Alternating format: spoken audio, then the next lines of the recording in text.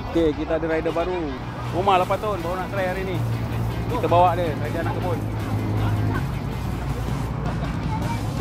Kiri kan. Kaki kiri je peluk ke kanan, tukar terbalik. Okey, masih nak naik ni, macam ni kaki. Tengok kaki luar, tengok kaki. Nampak? Nampak kaki dia, nampak? Okey. Go. Okey, Umar jalan.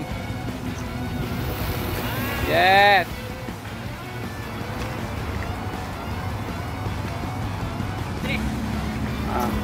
Nak corner tengok orang belakang.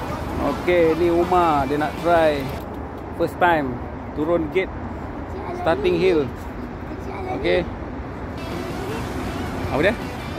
Kejap. Bagi Umar jalan dulu. Nak turun sendiri ke engkau pegang? Turun sendiri. Okey.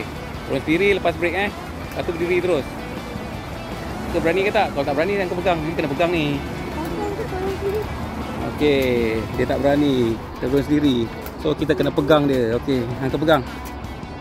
Okey, berdiri dulu. Letak kaki. 1 2 3.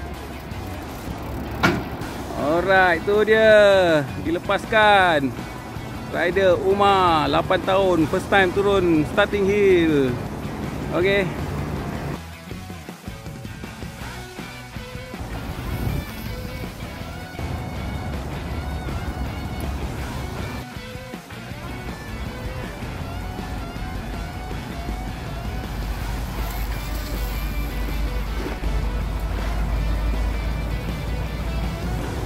Pam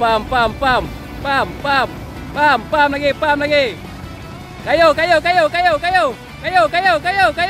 Okey, pam.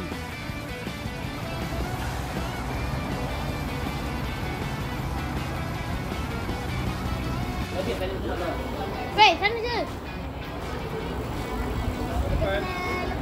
Tengok depan. Jangan tengok tayar, tengok depan.